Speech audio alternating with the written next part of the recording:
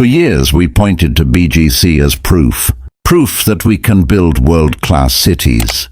Proof that Philippine urban planning can compete globally. But what if I told you there's something bigger being built right now? And it's not just bigger in size. It's smarter, more planned, more integrated with technology than anything the Philippines has ever attempted. New Clark City, Pampanga. 9,000 hectares. BGC is 240 hectares. This is 37 times larger. And here's the question nobody's asking yet. Is this actually for Filipinos? Or is this another city built for people who can already afford BGC? Let me show you what's really happening. The vision, the technology, and the reality check we need to talk about. The size alone is insane. But size without planning is just sprawl. Here's where it gets interesting. Okay, let's start with scale, because the numbers are actually kind of ridiculous. 9,450 hectares. That's bigger than Makati, Taguig, and Mandaluyong combined. If you dropped New Clark City into Metro Manila, it would cover multiple cities. But here's the thing. Size means nothing if you're just copying and pasting the same urban problems at a larger scale. Manila sprawled. No master plan, roads added after buildings. Drainage as an afterthought, growth without structure. New Clark City is the opposite. Master planned from day one. Before a single building went up, they mapped everything. Government center in one zone, commercial in another, residential separated from industrial. Green spaces accounting for 30% of the total area. And the roads, look at this. Wide boulevards, multi-lane highways, dedicated bike lanes, pedestrian corridors, not roads squeezed between buildings. Roads planned before the buildings existed. Drainage systems designed for the heaviest rainfall projections. Flood control built into the foundation. Trees planted along every major road. Parks distributed throughout districts, not decorative. Functional urban cooling.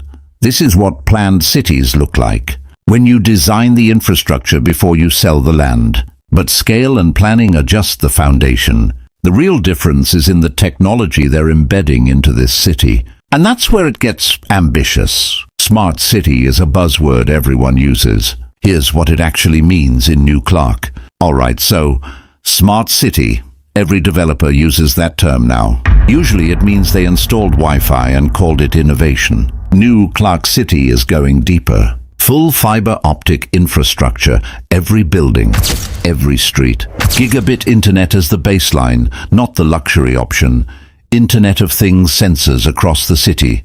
Traffic, air quality, water usage, energy consumption, waste management. All of it feeding into a central operations center. Real-time data on how the city is functioning. Now, does that sound a little dystopian? A command center watching everything? Here's the practical side. Traffic sensors detect congestion before it builds. Smart traffic lights adjust timing. Alternate routes suggested through apps. Air quality sensors detect pollution spikes. Alerts go out. Authorities can identify sources immediately. Waste bins with sensors signal when they're full. Collection trucks optimize routes. No more half-empty trucks burning fuel on scheduled routes. Smart energy grid. Every building has smart meters. Track consumption, identify waste. Adjust distribution based on demand. And it's integrated with renewable energy. Solar panels on government buildings. Plans for more across commercial and residential zones. Then there's autonomous transport. And this is where it gets really ambitious. Self-driving shuttles on electric, running on dedicated routes, connecting the government center to commercial districts. Residential areas to transport hubs. Now, is this fully operational? No. Is it being tested? Yes. Are there challenges? Absolutely. Autonomous vehicles need perfect infrastructure. Clear lane markings, reliable sensors. Consistent road conditions. New Clark built the roads knowing autonomous transport was coming. That's the advantage of planning ahead. Smart parking. Sensors in every parking space. App tells you exactly where open spots are. No more circling. Cashless payment infrastructure. Tolls parking. public transport, government services. All digital and individual buildings are being built smart. Automated lighting, climate control, security systems, all integrated. So when they say smart city, they mean systems talking to each other, not just gadgets. Integrated urban operating system. Manila has smart buildings, but they don't talk to the traffic system. The traffic system doesn't talk to the energy grid. Everything's isolated. New Clark is designing it all to work together from the start. Okay, so the technology is impressive.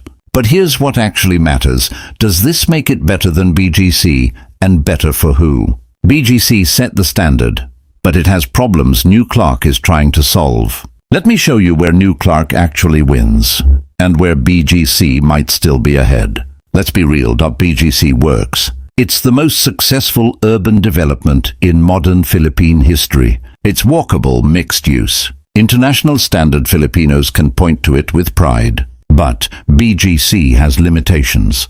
It's locked in 40 hectares. Can't expand. Hemmed in by Taguig, Makati, the fort, and the traffic getting in and out, nightmare. Because BGC is an island of good planning in a sea of Manila chaos. Also, BGC is expensive. Condos start at 15 million pesos for a studio. Retail space is premium. This is not accessible to average Filipinos. New Clark City is trying to solve these specific problems. Size. 9,000 hectares means room to grow, room to experiment, room to actually build a complete city, not just a business district. Location. It's not in Metro Manila, it's in Pampanga. That's both an advantage and a problem we'll get to. But because it's not trapped in Manila, they can build proper highways, rail connections, airport proximity, logistics without fighting existing infrastructure. Clark International Airport is right there. You're not dealing with Naya. You have a modern airport with room to expand. An LX and CTX connect New Clark to Manila. That's about 2 hours without traffic. With planned rail, potentially 1 hour. But here's where BGC still wins. BGC is alive. 20 years of development, established businesses, residential community, nightlife. Culture. Identity. New Clark is mostly empty. Construction sites. Government buildings. Some residential but no soul yet. BGC is in Metro Manila. Whatever problems Manila has, you're connected to 15 million people. Jobs, universities, hospitals. Entertainment. New Clark is isolated. You're in Pampanga. If your job is in Manila, you're commuting. If your family is in Manila, you're visiting, not living close. And here's the uncomfortable question. Is New Clark actually more affordable?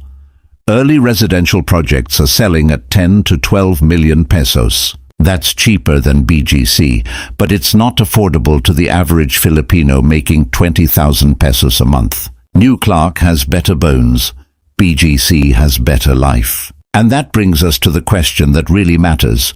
Who is this city actually for? This is the part most coverage skips. Let's talk about who can actually afford to live here. Okay, real talk. The Philippines has a median household income of about 22,000 pesos per month. That's the middle half of Filipino families make less than that. New Clark residential units start at around 10 million pesos. Townhouses 15 to 25 million. Single-family homes 30 million and up. Let's do the math. 10 million peso condo. 20% down, 2 million. That leaves 8 million to finance. At current interest rates, you're looking at around 65,000 to 70,000 pesos per month for 20 years. Banks want your monthly income to be at least 3 times your mortgage payment. So you need to be making 200,000 pesos per month to qualify. How many Filipinos make 200,000 pesos per month? Maybe the top 5%, so no. New Clark City is not for the average Filipino, not at current pricing. But here's the nuance. New Clark is creating jobs. Government employees relocating from Manila, BPO companies setting up. Logistics companies because of the location. There are affordable housing projects. Planned, government-backed. Targeting the 2 to 4 million peso range. But those are on the outskirts. Not in the prime districts. Not near the smart infrastructure. So what you're seeing is a 2-tier city emerging. premium zones with all the smart technology, affordable zones with basic infrastructure, and honestly, this is the pattern in Philippine development. Fort Bonifacio Ayala. Mega world projects, they start premium. Affordability is an afterthought. New Clark has one advantage: government backing. Bases Conversion and Development Authority. They have a mandate to make this accessible. Scholarship programs for New Clark residents. Subsidized housing for government employees. Incentives for relocating. Will it be enough? Honestly, unclear. A lot of the marketing is targeting OFWs, Filipinos working abroad with foreign income. That's a more realistic market, or retirees. Filipino professionals who worked in Manila, made money, and want to retire somewhere modern but less chaotic. But we need to be honest about what this is. This is a premium development with smart city technology. It's impressive. It's ambitious. It's better planned than anything we've built before. But it's not revolutionary in terms of making urban living accessible to more Filipinos. Is it better than BGC? In infrastructure? Yes. In technology? Yes. In environmental design? Yes. In affordability? Not really. In vibrancy and community? Not yet. In changing who has access to world-class cities? No. New Clark City is the most advanced urban development in Philippine history. But it's still serving the same top 10 to 15% of Filipinos that BGC serves. Better than BGC would mean middle-class Filipinos could afford it. It would mean teachers, nurses, mid-level government employees could buy homes there. So, hope with realism, this is impressive. This is progress. But it's not solving Philippine urban inequality. Not yet. Philippines, we're building something impressive in Pampanga. 9,000 hectares, smart technology, world-class planning, the most ambitious city project in our history. Is it better than BGC? In some ways, absolutely. In others, BGC is still the proven success. Is it for everyone? No. It's for those who can afford 10 million pesos and up. That's the reality, but what it represents, that matters. It proves Filipinos can plan and build modern cities, that we can integrate technology, that we can think long-term. And for young Filipinos watching this, the lesson is not, you can't afford this. The lesson is, we can build this. And if we can build it for the top 10%, we can figure out how to build it for the next 20. Then the next 30, urban planning is a skill we're learning. New Clark is the laboratory. The lessons from here will ripple out. So watch this space, watch what works, watch what fails, because this is the blueprint for the next generation of Philippine cities. Impressive? Yes. Perfect? No progress? Absolutely. Subscribe to Global Pulse for honest urban development coverage.